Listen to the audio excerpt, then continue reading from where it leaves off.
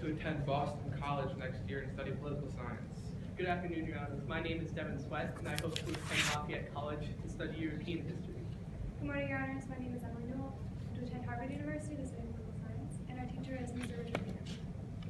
Good morning. Good morning. The Chief Judge will read the question, and when you start your response, I will start the timer. Madam Chief Judge. Thank you. What rights does the Bill of Rights protect? From their founding era until today, Americans have believed that the highest purpose of the government is the protection of rights of the people, to whom it is accountable. Commitment to ideals about rights to liberty and equality is the foundation of an American national identity. What are the Bills of Rights, and how have they evolved? What positive and negative rights are found in the Constitution and Bill of Rights? How have the three branches of government expanded the rights of Americans? You may begin. Bills of Rights are a list of fundamental rights the government cannot infringe upon. A Bill of Rights, Thomas Jefferson wrote, is what the people are entitled to against every government on earth, and what no just government should refuse. Arguably, the first Bill of Rights was the Magna Carta. In 1215, English barons pressured the king into acknowledging certain rights, including limitations on taxation, due process, and the right to a trial by a jury of their peers. In 1628, Parliament enacted the Petition of Right, further limiting the power of the king and empowering Parliament. The petition established rights for the people, such as the freedom from quartering of soldiers at homes and freedom from arbitrary imprisonment. In 1689, Parliament enacted the English Bill of Rights, granting the people additional rights, including free elections and the right against excessive bail and fines. Several American states adopted separate declarations of rights to guarantee the security of natural rights against the powers of the state. The Virginia Declaration of Rights, the first state constitution, included many rights later incorporated into our Bill of Rights. In 1948, the United Nations adopted the Universal Declaration of Human Rights, which led to the International Bill of Rights ratified in 1978. A modern Bill of Rights, this bill includes the right to an education in Article 26 and the right to work for equal pay in Article 23. By expressly reserving natural and fundamental rights, Bills of Rights are an effective check that are necessary to maintain a limited government. Most of the rights in our Constitution and Bill of Rights are negative rights that are made to keep the government in check and restrict its actions against the holder of the right. For example, the First Amendment prohibits the government from abridging the free exercise and action that are fundamental to a democratic government. The Fourth Amendment prevents citizens and their property from being unreasonably searched and seized. And Article 1, Section 9 of the Constitution prohibits the federal government from suspending the writ of habeas corpus except in cases of insurrection and rebellion. A positive right, on the other hand, requires government to act in a specified way and is often required to provide a good, service, or treatment that would otherwise not be guaranteed by the basic natural rights. An example of this would be in the trial rights. The Sixth Amendment guarantees the rights to a speedy and public trial, to be informed of criminal charges levied against you, to confront and compel witnesses, and to have the assistance of counsel. The Seventh Amendment, which is also a positive right, gives you the right to jury trial in civil suits. These rights aren't necessarily natural rights, but are provided to protect your due process, which is necessary to limit government and protect your natural rights. The federal government has greatly expanded the rights of a broad diversity of Americans. The legislative branch passed the Civil Rights Act of 1964 and the Voting Rights Act of 1965, which prohibited discrimination on the basis of race, color, religion, sex, and national origin. And that expanded the 14th and 15th Amendments, which had lain moribund since their ratification. The legislative branch also passed the Americans with Disabilities Act of 1990, which prohibits discrimination on the basis of disabilities in all areas of public life. President Truman issued Executive Order 8802, which committed the government to desegregating the military, a positive right. President Kennedy issued Executive Order 10925, which established the President's Committee on Equal Employment Opportunity, which is a federal agency that administers and enforces civil rights laws against workplace discrimination. The judicial branch established that the freedom to marry or not marry a person of another race reside with the individual in the landmark Warren Court decision of Loving v. Virginia in 1967. Recently, the court established the fundamental right of same-sex couples to marry in the landmark decision of Obergefell v. Hodges. As Justice Brennan said, the Bill of Rights did not purport to create rights, rather to protect the rights that are implied to be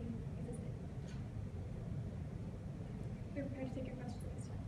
Okay, thank you. At this point, I'm going to ask the judges to ask any follow-up questions that they may have. Should people living in the United States who are not citizens be afforded the same rights as Americans? As American citizens. Yes, I do believe that people who are in the United States but are not citizens should be afforded the same rights as Americans, because we pride ourselves in being a democratic system and a system of the people. And in order to maintain rule of law, the law must be applied equally to everyone. I would have to disagree with that. The idea of the Constitution, it's a social contract between the people of the United States and the government itself. Since these people aren't part of the government within itself, or part of the people of that government, they're not citizens, they are not upholding or they're not giving their consent to this social contract. So I believe that they wouldn't be able to enjoy the same rights as citizens. However, these are still American systems, and it is still essential that our systems of governing and our judicial system uphold the rights of individuals in all scenarios. Because if we were to deprive any one individual of their rights, who's to say that it wouldn't happen again?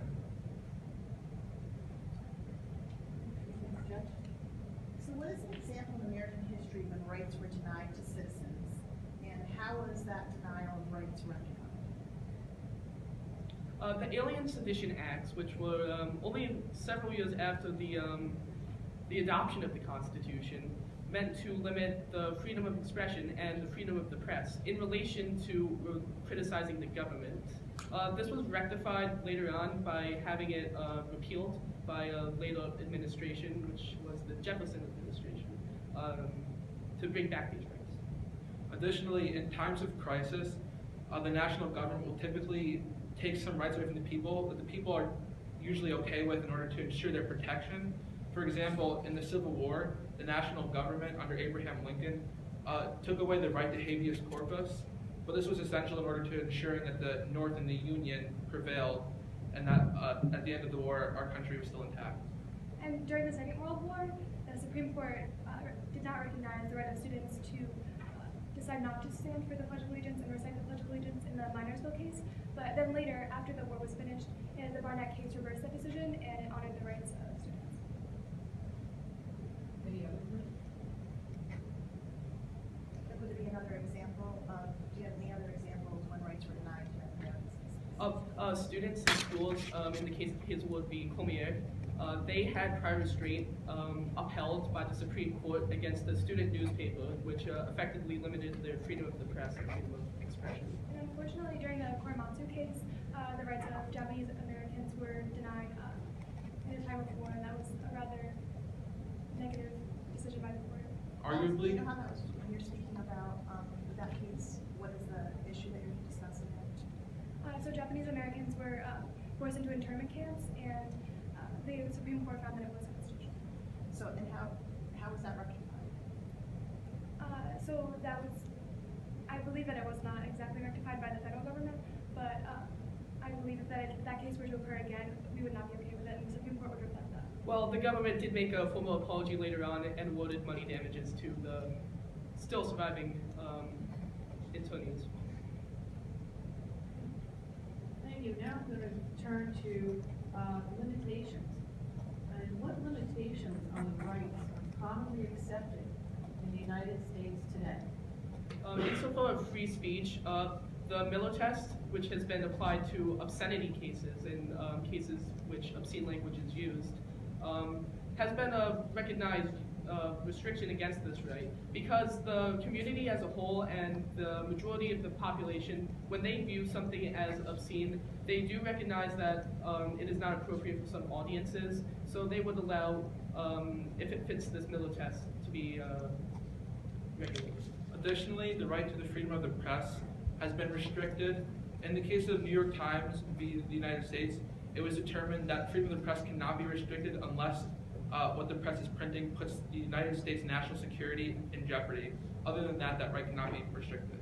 And the Second Amendment right is not absolute, as decided in the District of Columbia v. Heller, so that case decided that individuals do have a right. It is not necessarily a collective right to firearms, but that right can be limited. For example, sawed-off shotguns are not necessarily constitutional.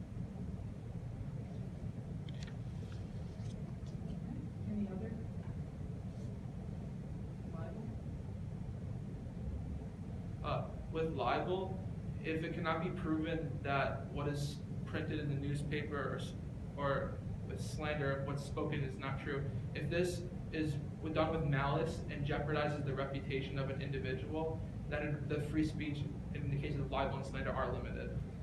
Although truth is always a defense to defamation cases, and for public figures, there's a higher standard that it needs to be actual malice or reckless disregard of the truth.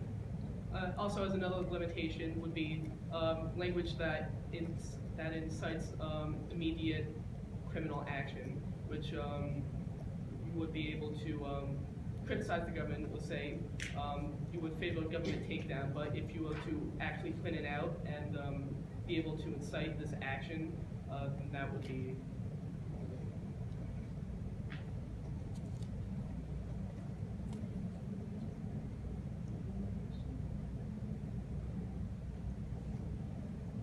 Okay, Thank you. very much.